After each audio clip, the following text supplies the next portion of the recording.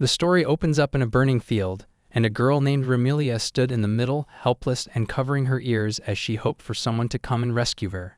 Just then, her father appeared in front of her, acting as her shield, and with a smile on his face, he patted her on the head and assured her that everything was going to be all right now because he was always going to be her hero. By his side was a magical wolf, and the enemy in front of him was a hooded man who was surprised to see that the wolf tamer had finally returned. But he mocked him and said that he was nothing more than just a fake hero who had received power from others, and as a matter of fact, he was not even a hero, he was a mere hypocrite who was trying to act like one. The father did not deny his comments, rather he even admitted that he was not a hero since he had received his powers from his daughter. However, he also strongly believed that there was no such thing as only one way. He was determined to become stronger, and to achieve that goal, he had been taking one step at a time, and he was not going to stop doing that now.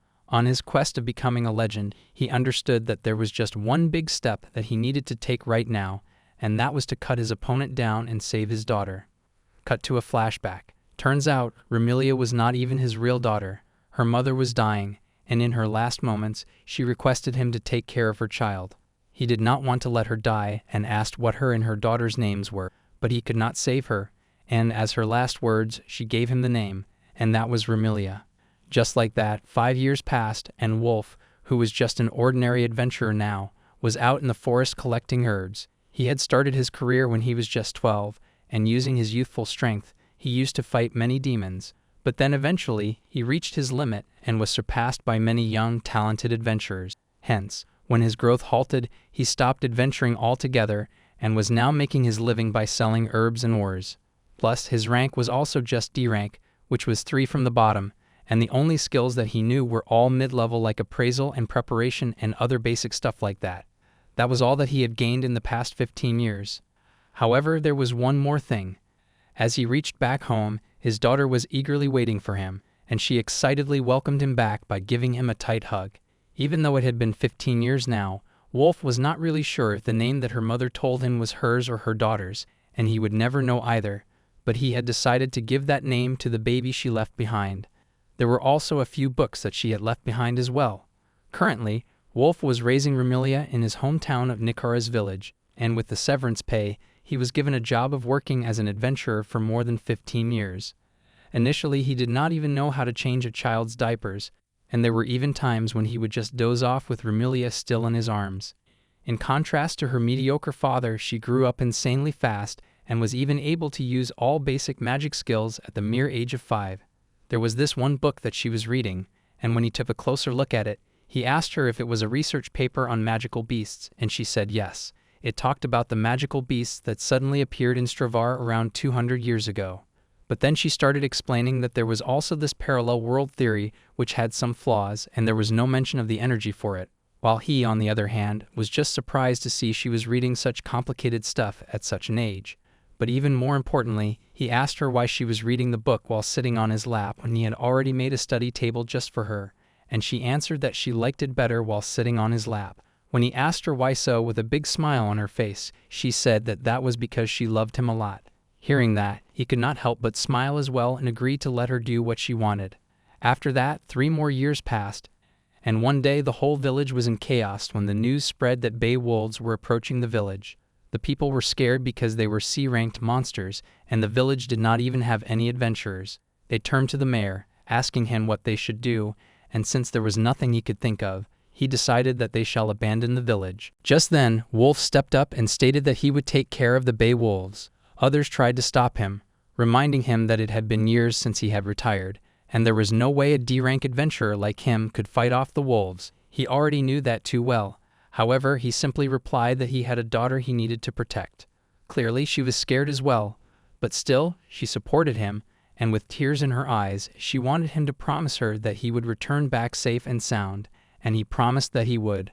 He faced off against the bay wolf all by himself, and even though at first he was able to fend off its attacks, he quickly got overpowered when it bit his shoulder, and everyone was left shocked. But even then, he was not going to back down, and he stood his ground as he stabbed it with his sword. However, it did not do much, and the wolf struck back and knocked his sword out of his hand. It pinned him down to the ground, and just as it was about to eat him alive, he brought out the poisonous plant that he had picked up earlier and shoved it up his wound.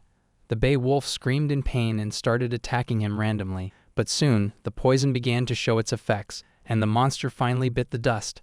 However, Wolf had taken too much damage as well, and he fell unconscious. Ramilia took care of him, trying all sorts of medicines and healing spells that she could, and then 10 days later he finally woke up, and the first thing he did was pat her while she was sleeping by his side. She got emotional and quickly hugged him as she cried her eyes out, and he apologized to her for making her worried. She then calmed down a little and stated that once she grows up, she was going to become an adventurer so that she could protect him, and he promised as well that if that's the case, then he would also become a hero who could protect her. After that incident, 7 more years passed, and back at home, Wolf was calling out to Ramilia, reminding her that she was getting late, and it would be rude to keep the messenger from the royal capital itself waiting. Ramilia had turned 15 years old now, and as she was cleaning the dishes with her magic, she asked him if she really had to go there, and he brought up that this was exactly what she wanted all this time. She was even happy that she would be getting to do some research on what her mother did, and she agreed that that was indeed true. However, she did not want to be separated from him, and she just hugged him. She asked him if he was not worried about her since she was very much worried for him, and he answered that he was indeed very worried, but he was also certain that she would be fine. She began acting like his mother, telling him that after she leaves, he should make sure to clean the house, wear clean clothes every day, eat his vegetables, and most importantly, she asked him not to do anything that was dangerous. He just smiled and assured her that he won't do anything crazy like the last time, and she was relieved to hear that from him. Later, she finally left the town in a carriage, and everyone from the village had come to bid her farewell. As she was on her way in the carriage, there was a young man sitting beside her, and he brought up that he was actually starting to think that she would not show up to the capital at all. He was an A-class mage and a researcher named Hasley Wart, and he was from the Royal Institute of Magic and Research. He shook her hand and informed her that he was going to be her secretary from now on and was looking forward to working with her. She wasn't really interested in talking with him and simply said that she was not going to back down from her word now, and besides, even if she were to do something like that, she understood that it would be her daddy who would be in the most trouble. Hasley straight up asked her if she had a father complex or something, which really pissed her off, and she shouted that it was not like that. She just loved her father very much. He argued that that was basically what they call a father complex. On a serious note, she told him that to her, her father was a hero, and he asked her, wasn't her father just a D-rank adventurer? But it did not matter to her what his rank was. To her, he was always going to be her hero. That's why she was determined to protect him. But then all of a sudden, she shouted and told the driver to stop the carriage. She quickly got out, and the driver asked them what had happened. There was some noise coming from beneath the ground, and she instructed the driver to go hide in the carriage. He had no idea what was going on, but Hasley also insisted that he should listen to Ramilia, and he agreed. He further asked her if she would be needing his support, and she looked at him and reminded him that she was his superior now. However, he briefed her that until she was officially commissioned, she was still just a civilian. She did not mind his help and agreed when, all of a sudden, a giant worm-like creature came out of the ground. Hasley was left shocked, and he wondered why there was an A-class monster, the greed worm, in a remote region like this. He advised Ramilia that they should get out of there at once. However, she simply told him to stay back while she went ahead to take care of it. She began incanting a long spell while the monster was just waiting for her to complete it, and then she unleashed a massive fireball attack, landing a direct hit on the greed worm and toasting him completely. Meanwhile, Hasley, on the other hand, was left completely amazed as he recognized that the spell she just used was a mythic class 10th grade level magic. If she had made even a single mistake while executing that, its power could have wiped everything all around them. And on top of that, a grade level magic was something that only an adventurer of SS rank could use, but she was able to pull it off so easily, and she turned back, saying that they should continue moving forward as if nothing had happened. Later on, the scene shifted back to Wolf, and now all alone, he began with his daily routine. His day started with sword swings so that he could improve on the lack of skills that he suffered during the fight against the Bay Wolves 7 years ago, and plus, he did not want to see Ramilia sad again. Hence, he wanted to become stronger. He then noticed an old lady fetching some water from the well, so he went up to her and offered to help her out. She apologized, as it was not the first time he was helping her out, and he assured her she did not need to worry about that. Besides, the village was already lacking in men, and he told her that she should just leave the muscle work to him. After that, he met up with old man Milo, who seemed to be having some back pain, so he helped him as well and made an ointment using some medicinal herbs. He rubbed that on his back, and the old man could already feel a lot better, for which he was very grateful. Wolf gave him some extra as well so that he could use it whenever he was in pain. Then another man came up to him, and he had some stones that he wanted to give to him. Wolf thanked him for that and reminded him that there was no need for him to treat him like a kid since he was a 42-year-old man, and they all just laughed. After that, while he was working in his field, a woman peddler approached him and greeted him. She asked him if he would like to take a look at her stuff, as there might be a lucky find for him, and he politely refused. However, she insisted and showed him a steel sword that she thought he might be interested in. She also noticed the copper sword he was carrying with him and commented that it looked quite old, while he, on the other hand, had not even realized that he was carrying his sword with him since morning. He explained to her that he did not have much money on him, so that's why he could not buy any stuff from her, and she understood that.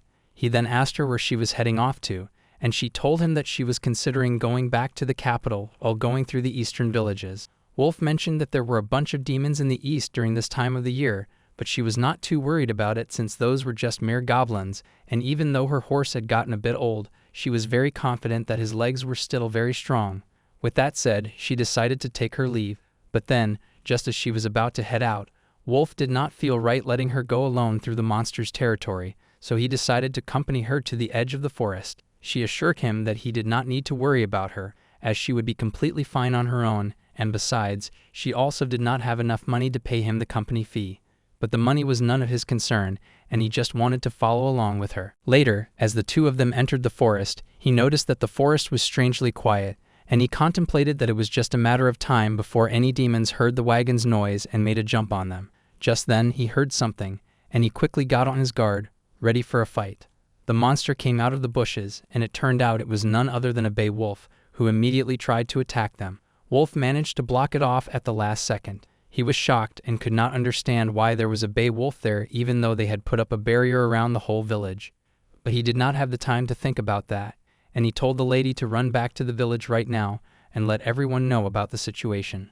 She was hesitant and did not know what to do, but then he hit her horse to make it run away, and she left. Now that she was gone, he could focus on holding back the bay wolf. However, in his mind, he recalled what Ramilia had asked from him, that he should not do anything dangerous, but now, all he could do was apologize to her later as he stood his ground against the monster and was not going to back down. The rematch against the bay wolf began, and surprisingly, he seemed to be managing to hold his own and block each and every attack of the creature. He also noticed that its movements felt a bit slow, which was quite strange, and for some reason he was able to see its movements clearly. He used that to his advantage and shoved his sword into the monster's belly. As he got covered in its blood, he still could not believe that it was over that easily. But then, he saw that his sword was completely broken, while the bay wolf, on the other hand, got back up, and even though it was still bleeding heavily, it tried to attack him.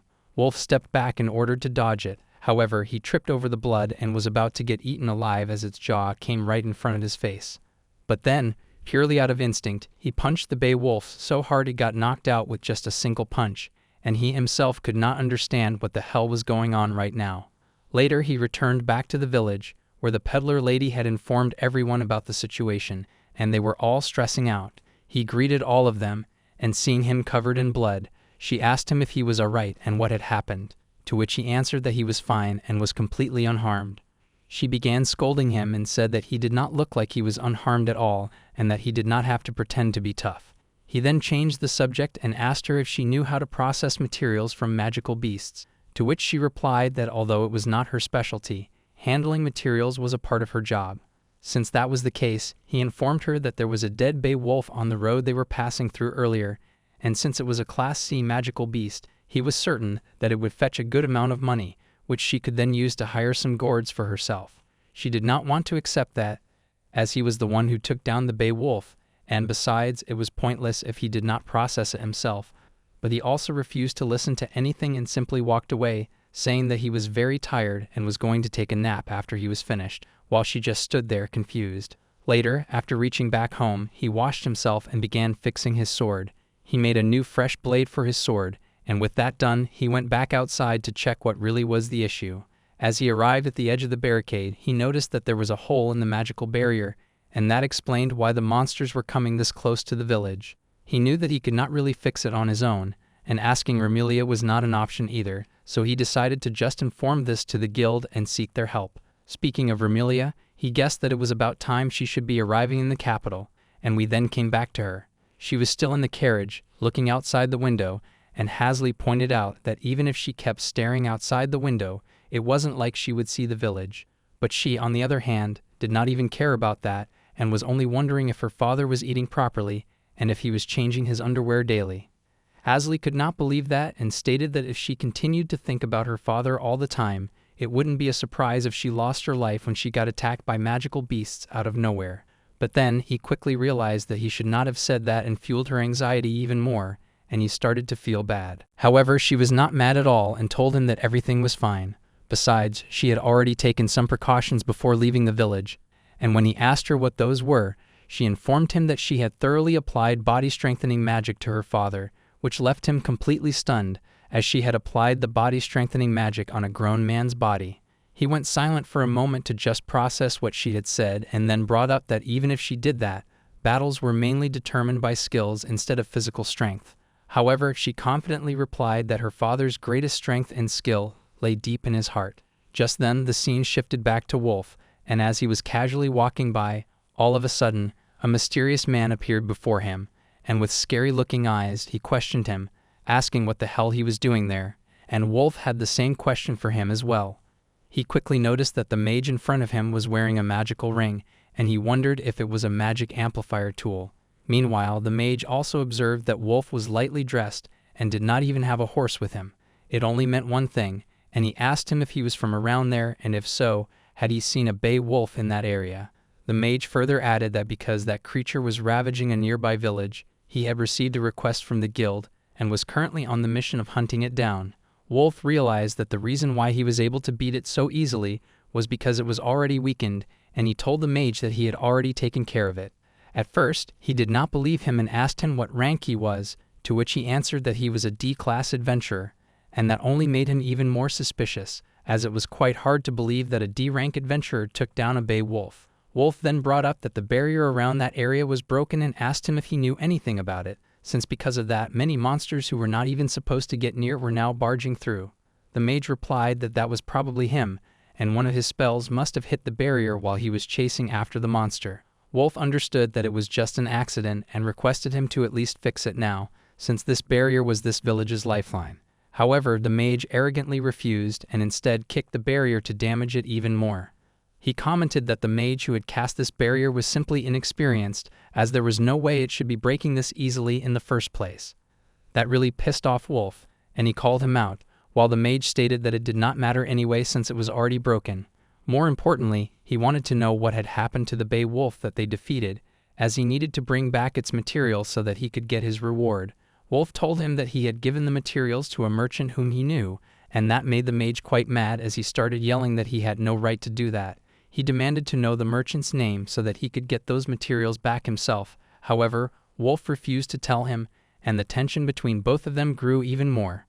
Suddenly, the mage used his magic spell to attack him, and he was shocked to see that he was able to use magic so quickly without even an incantation. The attack landed, and it created a big explosion, but then, when the dust settled, Wolf stood there without a scratch, and that left the mage completely stunned, as he could not even begin to comprehend how he was able to tank a 4th-tier lightning spell. Wolf closed in on him in an instant, and the mage did not even get a chance to react before he got attacked with a sword. Naturally, he started screaming since he was hit by a sword, but then Wolf told him that he did not need to overreact, as he had not even cut him. The mage questioned him if he was trying to show him pity, to which he simply replied that he just did not want to kill. He guessed that he must have a family waiting for him as well, since in some regions, there was a custom of giving a ring as a pledge for marriage, and the ring that he was wearing was probably just that.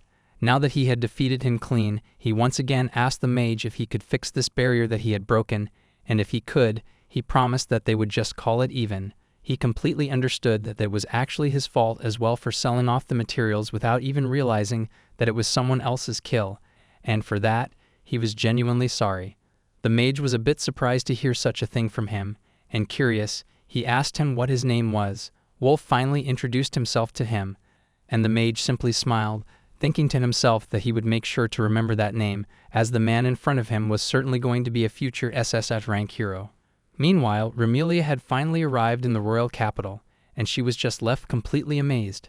Hasley asked her if this was her first time in the royal capital, and she told him that this was in fact her second time there. However, on her first time, she was too preoccupied by other things to properly take a look at the capital. He then asked her if by first time she was referring to the inquest, and she replied that she had never even imagined that the paper she wrote would concern the very foundation of the world. Putting that aside, she noticed how everyone else was staring at her, and she could not help but wonder if she was even welcome there. Hasley assured her that she was indeed welcome, and as a matter of fact, King Murad himself was going to see her personally. Hearing that, she felt quite relieved. Later on, she arrived at a mansion, and a maid began dressing her up for the occasion, but she, on the other hand, was not really comfortable with the outfit that she was being made to wear, as she felt that it was a little too flashy. Hasley reminded her that she was going to meet the king himself, so it was quite obvious that she would have to dress up properly, while she argued that that still did not explain why she was suddenly taken to a bath the moment she entered and was seen naked by nearly 20 people. Her entire village did not even have 100 people, and that's why it was very embarrassing for her, while Hasley, on the other hand, just commented that she did not need to think about it that much.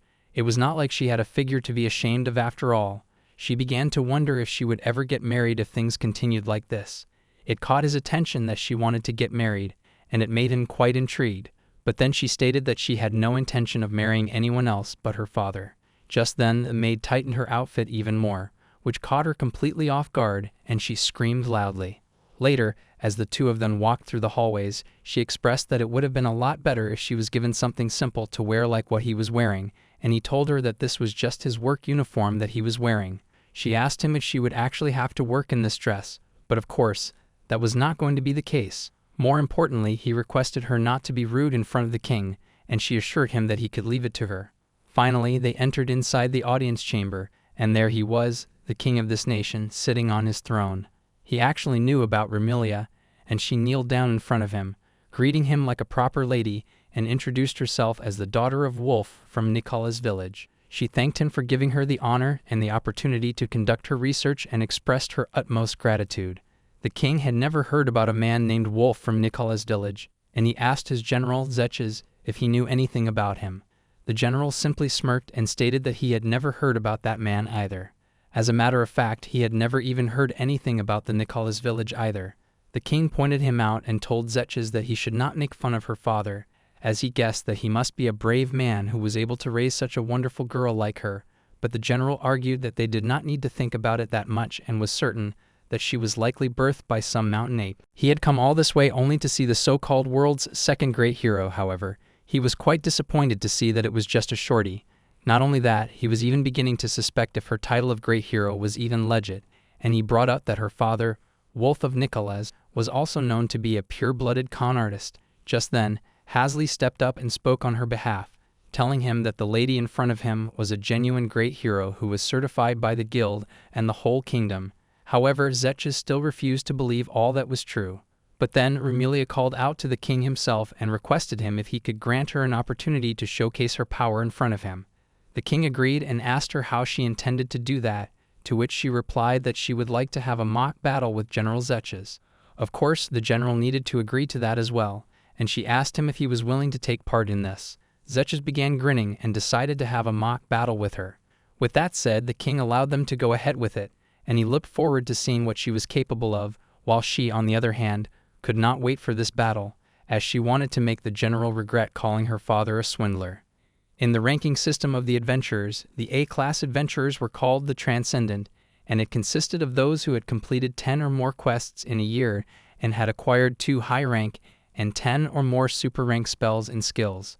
Turns out, even though General Zeches and Ramilia had not participated in many quests, they more than fulfilled the spell and skill requirement, which put both of them equivalent to A-class adventurers. As a matter of fact, Ramilia was actually 2 whole ranks above that, and she was the great hero of the rank. And now, she was going to have a practice match against that same General Zeches. As she and Hasley waited in their room, he informed her that the general was a fierce warrior who led an army, and he was certain that he must have felt his pride was wounded after being told by a mere 15-year-old girl that he was weak. He asked Ramilia if she understood what kind of situation she had put herself in, but she, on the other hand, did not care about any of that because what was really annoying her right now was that dress, and she just took it off and slammed it down, as she had had enough of it.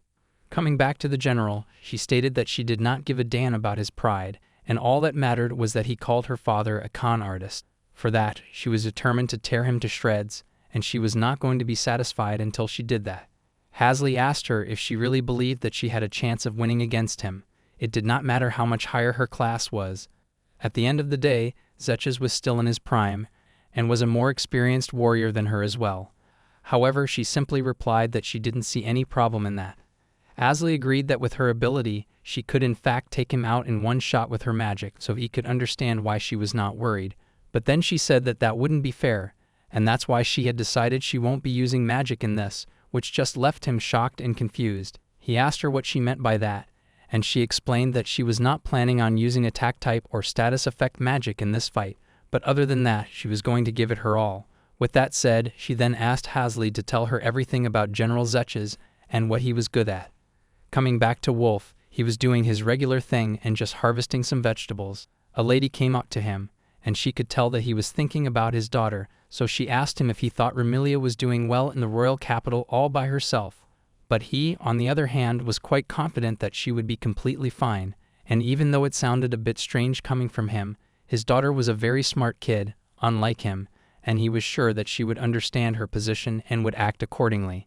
The lady smiled and stated that Ramilia always used to try her absolute best in everything, and on that he completely agreed as well. She was a harder worker than everybody else, and he just hoped that even right now, she was doing her best and giving it her all. The scene shifted back to Ramilia, and for some reason she felt that she could hear Papa's voice, but of course he was not there. Thinking about him, she headed outside and stepped into the battle arena. General Zetches arrived as well, with a spear in his hand. However, he was taken aback after seeing that his opponent was holding a mere wooden sword in her hand, and that made him really annoyed, while she just stood there with a smug smile on her face. He questioned her what the meaning of all this was and why she was holding a wooden sword even though she was a sorcerer, to which she answered that this was all just part of her strategy. He warned her not to blame him for what he was about to do to her or come up with excuses like she was not serious, and she understood that fully well. Hasley called out to her, and just requested her to be careful and not get hurt. She thanked him for worrying about her so much, but also assured him that he did not need to worry because, after all, she was strong. With that said, both challengers took their positions and readied themselves for the mock battle. The fight began, and Ramilia charged straight in to attack the general, but of course he blocked it with ease and tried to counterattack. She quickly stepped back and dodged him.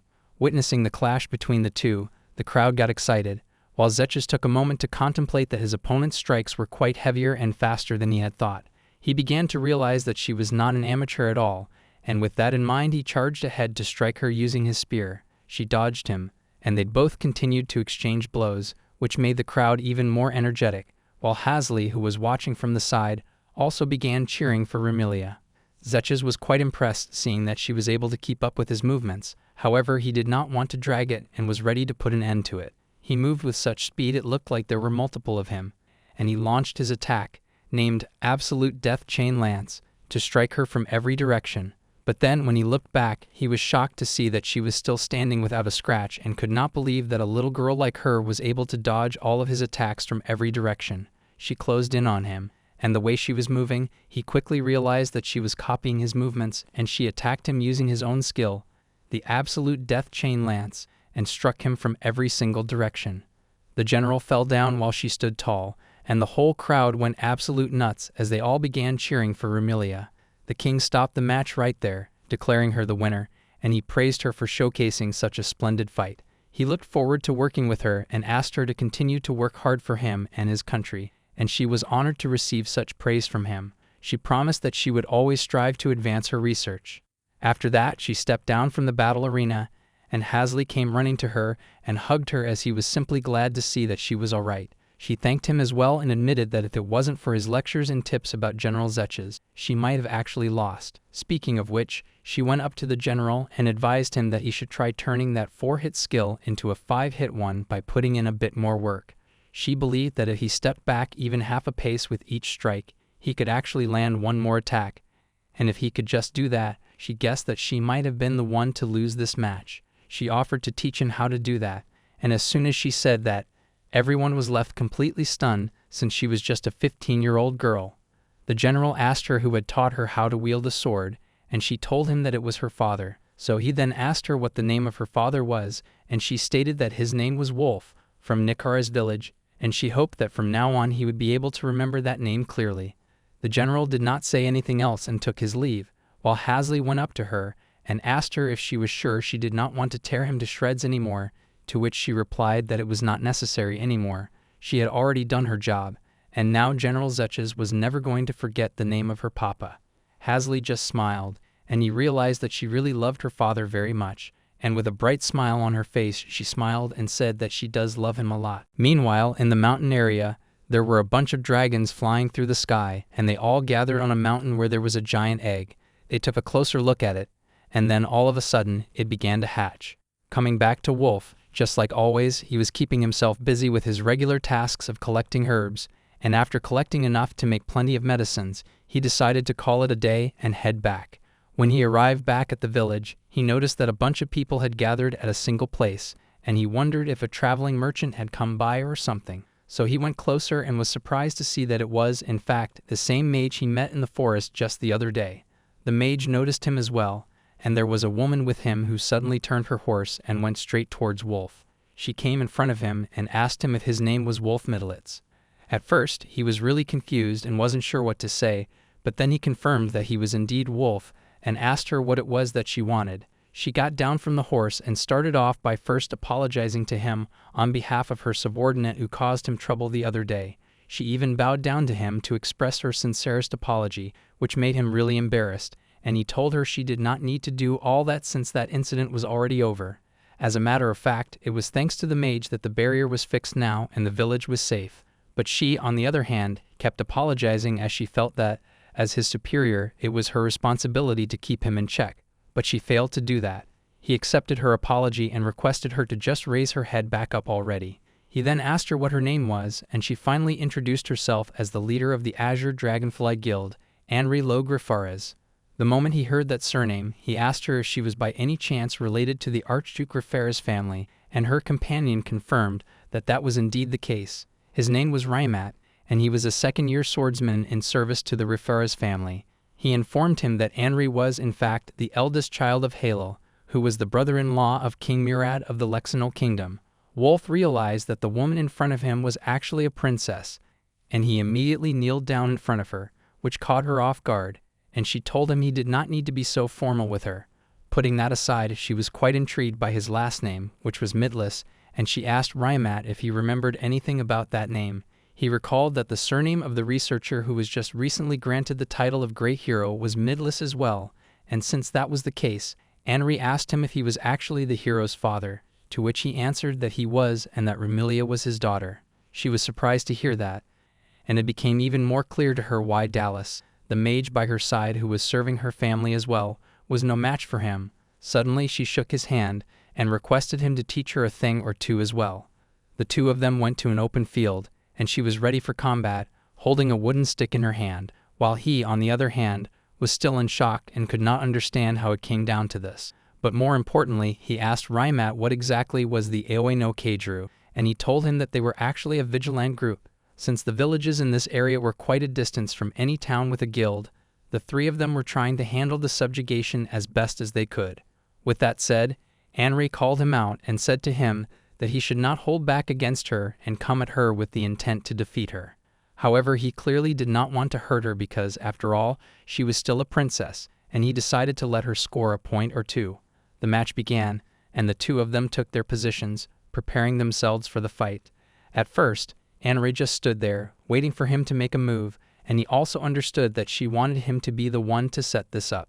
But then, all of a sudden, she closed in on him and attacked him with the stick. He did not even get enough time to react to that, and he was surprised to see how she was able to read his movements, and the speed of her swing was also flawless. She bombarded him with a fury of strikes, and he stayed on the defense, blocking her attacks, but he could not hold it for long, and he could tell that she was quite a strong girl who had seen her fair share of battles. Meanwhile, Raimat informed him that the princess was actually a B-rank adventurer, and therefore, He should not make the mistake of underestimating her, otherwise he would soon regret it. Wolf wished he would have told him that sooner, but it did not matter now, and neither did he have the time to think about that. Now that he had understood that his opponent was very strong, he decided that there was no need for him to hold back anymore. For a split second, he saw an opening and immediately tried to attack her. However, to his shock, she dodged his strike, and he realized that he was lured out intentionally. Just as she was about to attack him from the side, she told him that she was not just recklessly attacking him all this time, and that this was actually her strategy. She swung her stick, and as she was about to hit him, Wolf got a flashback of a similar situation that happened in the past. He lost a fight against Ramilia, and she came up to him, asking why he was holding back so much. He tried to tell her that that was not true and that she was just incredibly strong, but she got mad and said that he was not allowed to lose to anyone. He chuckled and said that was not practical, but she did not care, and with tears in her eyes, she said to him that he was her hero, and that's why he could not lose to anyone. He hugged her and promised that he would never lose. Hence, coming back to the present, with that memory in his mind, he stopped Anri's attack before it could hit him, and finally let out his true strength and pushed her back, making her wooden stick fall out of her hands. He took a deep breath to calm himself down and asked the princess if she was all right. However, she, on the other hand, was left completely amazed and at a loss for words. All of a sudden, she grabbed his hand, and, addressing him as Lord Wolf, she requested him to marry her, which just left him really confused. The scene then shifted to Anri's father, Mr. Yahello Lo Grifares. He was the head of the Grand Ducal House of Grifares, which governed about 15% of the kingdom of Rexenal. Furthermore, he also ran a farm and managed 2 mines as well. Needless to say, he was an extremely busy man, and that's precisely why he wanted to take some breaks from time to time, and today he planned to have a meal with his daughter. Later, when he finally sat down with her to have a meal, out of nowhere, she brought up that there was a man she wished to marry and asked him if she could bring him to meet him sometime. That caught Yahello completely by surprise and even made him spit out his drink. He could not believe that she was considering marriage all of a sudden and refused, but then she stated that she was really starting to dislike him since he was rejecting her without even meeting that man. He calmed down and asked her to tell him about the details of the man she had suddenly fallen in love with.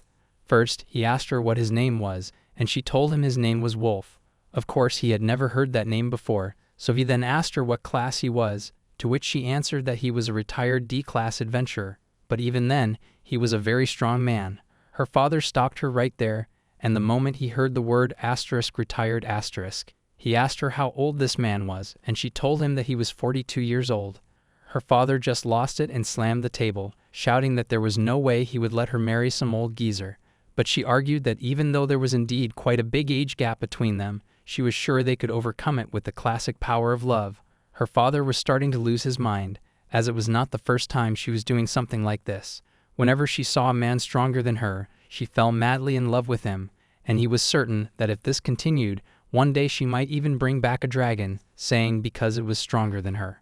Just then, he got an idea and summoned Rimat there. He inquired about the status of that mine that he had previously asked him about, and Rimat informed him that they still had not found any A-class or higher adventurers who could meet their requirements. So he had a perfect plan in his mind and asked Anri if she had heard about the recent dragon incident.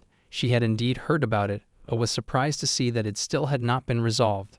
Her father then proposed that if this man that she had fallen in love with could slay the dragon, then he would not mind inviting him to their home. She got excited, while he, on the other hand, thought to himself that it did not matter how strong Wolf was. There was simply no way he would be strong enough to defeat a whole dragon. Later on, along with Rimat and Dallas, she went to look for Wolf, and along the way, they asked her how exactly she planned to convince him to fight a dragon. However, she was not really worried about it, as she was sure that he would accept it. Dallas pointed out that he had already retired from adventuring, so the chances that he would agree to fight a dragon were very low, and Rimat also expressed that it would be quite difficult to convince him. Hearing their opinions, she began to doubt it as well, but just then she got an idea. A little while later, Dallas ran to Wolf's house and told him that the princess had been abducted by a dragon. He was shocked to hear that and asked him how something like that had happened, while Dallas, on the other hand, was even more surprised to see that he actually believed his lie. Wolf decided to contact the guild at once. However, Dallas stopped him and said that if they took their time, the princess might get eaten by the dragon, and that's why he wanted his help to rescue her at once. Rimat also added that there was no one more skilled than him around there, and hence, they requested him to lend them his strength and save Anri. At first, he was a bit confused seeing the two of them bowing their heads in front of him, but nonetheless, he agreed to help them in any small way he could. The three of them arrived at the dragon's location, and Wolf scouted that there were at least 12 dragons present in that area. Dallas guessed that they must be staying there to breed, but more importantly, there was supposed to be one more there, a mother dragon, which was probably hiding somewhere. Wolf then mentioned that he could not see Anri there either, and the two of them made up an excuse, saying that she must be somewhere around there, and they were sure she must still be alive. Wolf hoped for that as well, while Dallas and Rymat were starting to get really tired of lying so much. Nonetheless, they asked him what they should do next, and to answer their question, he pulled out the equipment that he had brought with him. He began cooking something up, and they asked him what he was doing, but he simply told them to just wait and watch. He lit up a fire, mixed some herbs, and put them in the fire, which created a thick smoke, and it made all the dragons present there fall asleep. Dallas and Rymat were absolutely stunned witnessing such a thing, and could not believe what he had just pulled off, since those creatures were known to have high resistance to status effects. Dallas got really excited and requested him to teach him later what he just did and what the ingredients were that he used in his medicine. Wolf chuckled and explained that he himself had learned about this from an adventurer, but he promised that he would give him the recipe once the subjugation of the dragons was over. Dallas appreciated that, and asked him how much he would be charging him for his tuition fee, but Wolf stopped him right there and told him that there was no way he could accept money for this.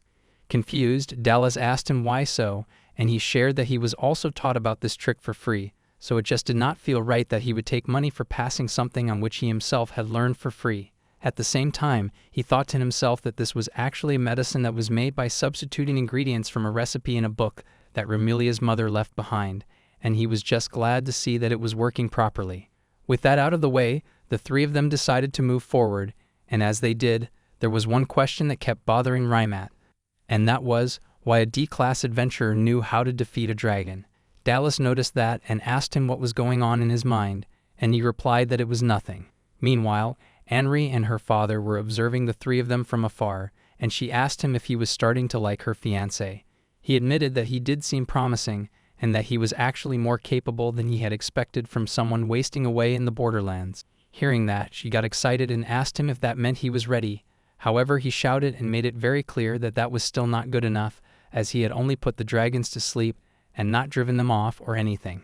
With that said, he went back to watching them, while Anri took a deep breath and kept telling herself that everything would be fine and Wolf would surely be able to slay the dragon. Just then, she noticed that something was flying towards them, so she tried to get a closer look, and to her shock, it was a massive dragon that appeared right in front of them. Meanwhile, Ramilia was in the mansion, just staring outside through the balcony and was extremely bored. She asked Hasley if she could just go home already, and annoyed, he once again told her she could not do that, because she had sent back all the research tools and materials the country so kindly prepared specially for her just because she did not like them. Now all the higher-ups at the Research Institute had their eyes fixed on her. On top of that, if they were to find out that she took a vacation just because she was getting bored there while waiting for the lab equipment she herself specified and asked for, he could not even begin to imagine what type of situation that would put her in. But of course, she did not give a damn about all that and expressed that she was really worried about her father. Hasley was just confused and could not understand what exactly she had to worry about since she had already enhanced her father to the max level in every possible aspect. However, she stated that that was not what she was worried about. Her father had always been a really great guy, and now that she was not by his side, she was worried that some strange woman might come and deceive him.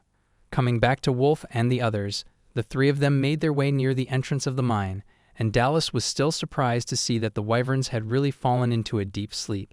He praised Wolf for being so good in both knowledge and martial arts, even though he was just a D-class adventurer, while he on the other hand was, in fact, equally surprised as well as he thought to himself that his knowledge only came from books. However, he had thought that their abnormal physical strength in recent battles and their unbelievable agility, even if it was reflexive, was just a matter of mentality and training, but he now realized that there was only one person who could do something like that. He wanted to confirm it from them firsthand, but at the same time he also understood that right now, Anri's life was their top priority, and with that in mind, he suggested they should continue to move forward and look for the princess while the wyverns were still asleep. However, now that they had run out of excuses, Dallas and Rymat finally confessed to him and explained to him what exactly was going on there. When he got to know about the truth, at first he was very surprised to hear that the Grand Duke himself had demanded for him to subjugate a dragon, and Raimat added that that's precisely why they needed to finish this task, otherwise the young princess would be very sad. Hence, Raimat insisted that they must slay the dragon for Anri's sake, and of course, now that they had confirmed there were so many of them, the two of them were also ready to give him their full support. Since it had come down to this, Wolf agreed, and he suggested that if they were going to do this, they should start off by just cutting off their tails. Wyverns were magical beasts who specialize in flight, but that's also why their movement on the ground was really slow. In other words, if they could just cut off its tail, which it uses to balance itself in the air, they would all fall down and would be no different than a moving rock. Plus, near the tail, the wyverns had no pain receptors due to constant regeneration, which meant that they won't even feel a thing and won't wake up from their sleep, which would ultimately make their subjugation very easy. The two of them agreed, and they decided to go through with that plan. Dallas used his wind magic to cut off their tails, while Raimat had to do some physical labor and cut off the tails using his sword. Watching Dallas, he expressed how jealous he was of people who could use magic, while Dallas, on the other hand, complimented him that his swordsmanship alone was good enough for A class. Just then, they saw a wyvern flying in towards them, and it charged up its fire breath to attack. Dallas readied himself to counterattack, but then suddenly, Wolf lunged into the air, and he took down the wyvern with just a single swing of his sword and finished it off all by himself, leaving the other two completely stunned. They could not believe that he was able to slice it perfectly in half with a mere bronze sword. While he was in no mood to waste his time outside, he requested both of them to take care of the things outside, while he went inside the mine to look for the dragon. As he reached deeper into the mine, he saw a broken egg, and he realized that the mother dragon had already left. He noticed that the egg was still a bit warm, which made him wonder if the dragon was still nearby, when suddenly he heard a loud noise from outside. He rushed back to check what was going on, and when he arrived outside, there it was, the mother dragon itself, ready to attack them. Anri's father, Mr. Yahello, came running as well and shouted that Anri had been abducted. Confused, Dallas asked him, wasn't she with him, while Raimat took a closer look at the dragon and saw that it was actually holding Anri in its claws. Yahello informed them that she was taken by the mother dragon, but the details did not matter right now as he begged them to save his daughter. The dragon charged up its fire breath, and Dallas stepped up to create a shield using his wind magic. However, when the dragon unleashed its fire breath, the shield did not stand a chance, and all of them got hit. When the dust settled, everyone was still somehow in one piece and was able to survive that, but Raimat knew that if this continued, they would all be wiped out in no time. Just then, Wolf stepped up, telling him that he was going to go ahead and draw its attention, and they should use that chance to rescue the princess. He also requested Dallas to hit its tail with a magic attack to make it lose its balance, and he agreed to do it without asking any questions. As for the Grand Duke Yahello, he assured him that he did not need to worry, as he promised him that he was definitely going to save his daughter, the young princess, which just left the Duke at a loss for words. In the blink of an eye, he closed in on the dragon, and they both began exchanging blows in close combat. While the dragon was distracted, Dallas used that chance to attack its tail from behind, and he successfully did, which made it even more annoyed. It once again charged up its fire breath. However, before it could attack, Wolf struck it with his bronze sword. But to his shock, his sword broke once again, and he had no idea what he was supposed to do next, so he just went along with it, and using every bit of strength, he shoved that broken sword into its head and knocked it out. As both the dragon and Anri began to fall down from the sky, Raimat caught her in his arms, and they successfully saved the princess. Raimat looked at Wolf, who just stood there without a scratch, and he just wondered what in the world he was. The scene then yet again shifted back to Ramilia, and she was panicking like crazy as she just had a dream that her daddy was in deep trouble. Confused, Hasley asked her what she meant by that, and, more importantly, he reminded her that she should not be sleeping while they were in the lab since she was technically on duty. She insisted that she wanted to go back home as she had a strong feeling that something bad was happening to her father, but he remained rather chill and brought up that there was no need for her to worry that much since she had already modified him so perfectly. However, she kept whining and said that she was still worried. Just then she got an idea, and she began incanting a spell. Hasley grew worried as he tried to figure out what the hell she was trying to do this time, and suddenly, a bright light covered the entire room. When he opened his eyes, he was shocked to see that she had actually summoned a sacred relic like it was nothing. On top of that, she just casually tossed it and made it teleport away, which made him panic even more, and he questioned her from where in the world did she get an item like that, and if she had actually sent it to her father. She proudly answered that she did, and he pointed out that she should have at least considered how shocked he would be if she sent him something like that, as he was certain that a holy sword suddenly falling on him while he was doing something like cooking his meal would definitely make him jump out of his skin. However, she, on the other hand, simply smiled and stated that her father would know how to use it and what to make of it. Besides, she had made it so that it would disappear once the crisis was averted, so there was no need to worry about that, while Hasley was straight up beginning to lose his mind. Coming back to Wolf and the others, it turns out the mother dragon was not yet dead, and it slowly got back up. They could not believe that it was still getting up after taking a hit like that, and Wolf contemplated that there was no way he could finish it off with this broken sword in his hand. He wished if he only had a stronger weapon, he could do something, and just then the holy sword appeared right in front of him. He had no clue what the hell was going on there and where it came from, but one look at it, and he could tell that he would be able to deliver the final blow to the mother dragon if he used that sword. So he decided to do that and took the sword in his hands. He immediately noticed that even though it was clearly bigger than his bronze sword, it was light as a feather, and he wondered if this was some kind of holy or demonic sword. He was not sure if this was an actual miracle or just his overprotective daughter meddling in his business again. However, one thing that he knew for sure was that he could definitely slay the dragon with that. Once again, the dragon unleashed its fire breath on him, but this time he swung his sword and was able to send it right back at the dragon, hitting its left wing, which left everyone, including him as well, completely stunned, as he had just reflected the mother dragon's fire breath. Duke's men were simply amazed, and they began cheering for him. When Anri also came running to him, he was glad to see that she was all right, and she asked him what was that sword that he was wielding. He answered that it was a gift he received from a fickle goddess, but putting that aside for now, he told her to evacuate everyone while he planned to go ahead and distract the mother dragon. All of a sudden, the other dragons woke up as well from all the commotion. However, since their tails were already cut off, they were moving very slow. They tried to attack them with their fire breath, and Dallas was able to block it successfully with his magic shield.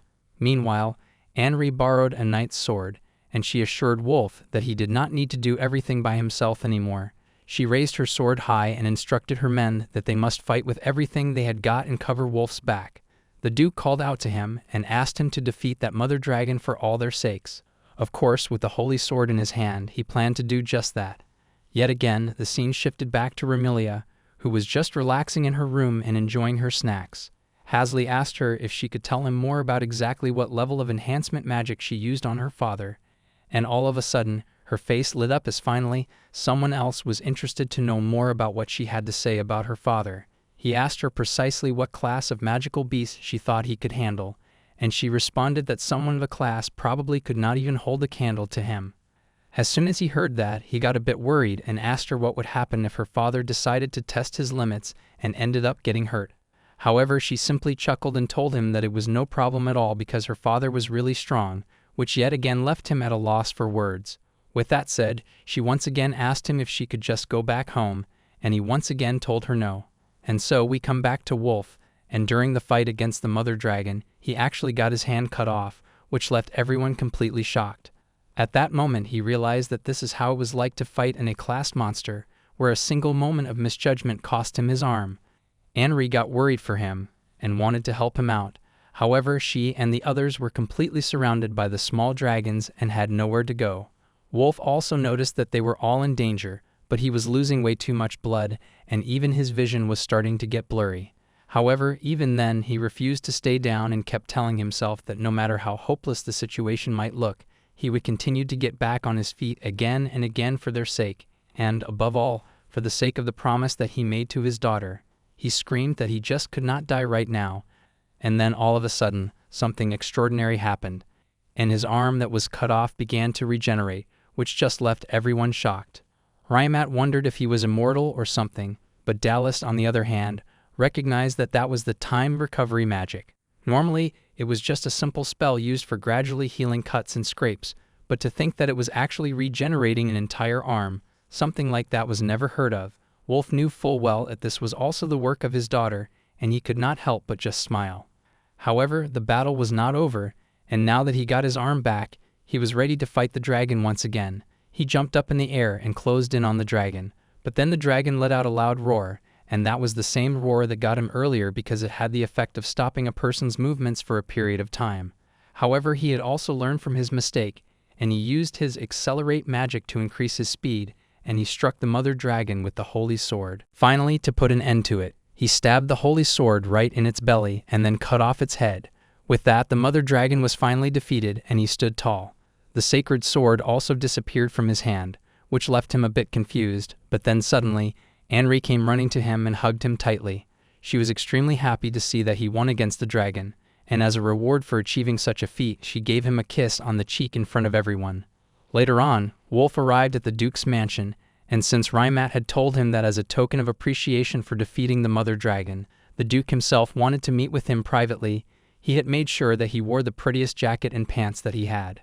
However, when he arrived there, he immediately realized that compared to everyone else, he was looking like a complete bum. On top of that, he also remembered that he had forgotten to change his underwear. Just then, one butler came up to him and said that he was free to relax there at his leisure until the Duke arrived. So he went to take a bath and was amazed to see how big it was. It was about the same as the public bath that he used to go to in the royal capital. And back then, there were so many people there, he could not even get a proper soak. But now, this whole place was just for him to use. He was actually starting to love this reward for defeating the dragon. But then suddenly, he saw someone approaching him through the mist, and it turned out it was actually Anri, covering herself with just a small towel. Obviously, he panicked and turned his eyes away from her and asked her what she was doing there while he was in the middle of taking a bath. She told him that she had come to wash his back, which just left him even more flustered, and he said that that was not something a princess like her should be doing, while also thinking to himself that if anybody were to see the two of them like this, it could result in him getting a severe punishment. But then she got all mushy and said that she really wanted to do it and asked him if she was bothering him. Out of instinct, he told her she was not bothering him at all, but she took it in a completely different way and concluded that he allowed her to wash his back. He did not argue further, and she happily started giving him a wash. She asked him if he was liking it, and he said that it did feel nice while thinking to himself that it had actually been a while since someone had washed his back like this. He then asked her why she was doing this in the first place, and she replied that she just wanted to say thanks to him. This was the only way she could think of, and he assured her that there was no need for her to think about such things since this incredible guest treatment that he was getting in this mansion was already more than enough. However, she then mentioned that there was also something for which she wanted to apologize to him as well, and he asked her what it was. But then all of a sudden, she slipped because of all the soap and fell right on his back. He got really nervous as he could feel her on his back, and while she held on to him, repeatedly apologizing to him for falling on him, he kept telling himself that he must remain calm as his opponent right now was a very young girl, and on top of that, she was a princess. But then there was the fact that there was only a thin cloth separating him and her, which was making him even more nervous. Still, he pushed through, and as she got back up and covered herself, he asked her if she was all right. She quickly apologized to him for all this and told him that unless she was swinging a sword, she was usually really clumsy. Wolf had to say something to break the ice, so he just said to her that she did not need to worry about that. In fact, he believed that girls were cuter that way. It worked, and she was quite happy to hear that from him. Just then, a maid entered and informed them that all the preparations were complete. Since that was the case, Anri took her leave from him while he just stood there with a blank expression wondering what the hell just happened. Later, he finally met with Anri's father, Duke Yahello, and he thanked him for coming all this way to meet him. By his side was his daughter, Princess Anri, looking rather elegant, and Wolf could not help but stare at her and admire her beauty. Of course, her father noticed that and quickly called him out. The princess just started giggling, while the Duke complimented him for successfully defeating the mother dragon and promised that he would try his best to fulfill any of his wishes and give him the best treatment he could. Wolf felt a bit overwhelmed and said that he was just doing his best to help the young princess. Yahello asked him if he was trying to say that he did not want any reward, and he shouted yes. The Duke was surprised to see that he was a man without any desires, and since that was the case, he actually had a wish for him instead. Wolf promised that if it was in his power, he would try to fulfill it. And turns out, the wish that the Duke had for him was that he wanted him to serve him. He assured him that he won't ever treat him badly, would even give him a salary equivalent to that of an A-rank adventurer, and he could also give him the unconditional status of a captain, with which building a house in the royal capital wouldn't just be a dream for him anymore. Wolf was at a loss for words hearing that, but then he bowed down in front of him, and firstly expressed his utmost gratitude for being offered such a generous contract. However, he refused to accept it. He explained to him that he had already retired from being an adventurer and was now living peacefully in his village, which was more than he could ask for, and was quite enough for him. Enri tried to convince him to reconsider it, but he stood on his word and stated that right now his only role was to prepare a place for his daughter to return to. The Duke did not argue and was surprised to see how stubborn he was. However, at the same time, he could also understand where he was coming from. Still, at the very least, he wanted to give him a reward, as he strongly believed that if he were to let their benefactor go back empty-handed, it would tarnish the name of the Rifaris family. Since that was the case, Wolf asked him if he could help him by buying the goods from the traveling merchant that keeps coming to his village. Confused, Yahello wondered what that would accomplish, and he explained to them that he had actually received a steel sword from that merchant for free just because he saved her from a bay wolf. He tried to pay her back countless times, but she just was not accepting it, and that's why he wanted to ask the Duke if he could help her financially just a little. Yahello simply laughed, and he was yet again surprised to see that even now, Wolf was prioritizing another person's happiness so resolutely. He agreed to fulfill his wish and promised that he would buy enough stuff from that merchant and make her wagon top-notch. With that said, the Duke had one last question for him. He was sure that someday the whole world would know of his strength, and then there would be those who would seek his power and ask for his help. When the moment came, he wanted to know what he would do. Wolf remained silent for a moment, and Yahello told him that it was his homework until they meet again. As for the main subject, he also told him that if he wanted his daughter, he may take her with him. Wolf got a bit confused as he did not understand what he meant by that, and Enri then explained everything to him. She briefed him that the condition for marrying her was that he must prove himself first by slaying the dragon that lurked in the mines, and only then her father would allow this marriage. She apologized to him for lying to him about being kidnapped, and she felt really bad about it. However, he simply patted her on the head, saying that he was just glad that she was safe, and that was the only thing that mattered. Of course, lying was not good, but now that she had apologized to him, that was more than enough for him, and hearing those words, she got a bit emotional. She then expressed that she would like to meet him again sometime, and he told her that when she visits his village next time around, she was welcome to come to his house, and she promised that she would definitely do that. A few days later, Wolf was back in his home, and when he woke up, he could still feel the exhaustion of everything that happened over the past few days. Nonetheless, he decided to go check on the fields for the first time in a while. He freshened up and went outside, but then he noticed that a bunch of villagers had gathered around, and he wondered if someone was moving in. Turns out it was Princess Enri, holding a hammer in her hand and working on something. Shocked, he asked her what she was doing there, and she responded that she was actually building a house right there. Even Rymat and Dallas had come with her to help her out. Wolf could not even begin to comprehend all that, and he asked her if she was going to live in this village from now on, and she excitedly said yes. Dallas explained to him that this was going to be more like a base for their group, the Aoi, and they planned to protect the villages around there. It was just more efficient to use this place as the base instead of always returning back to the Duke's mansion over and over. Wolf was still confused, and he asked them how did the Duke agree to all this, but she then told him that her father actually said to her that she should be learning something from Lord Wolf and use him as an example. With that said, she took his hand, and with a bright smile on her face, she looked forward to working with him from now on, and he just accepted that this is how things were going to be now.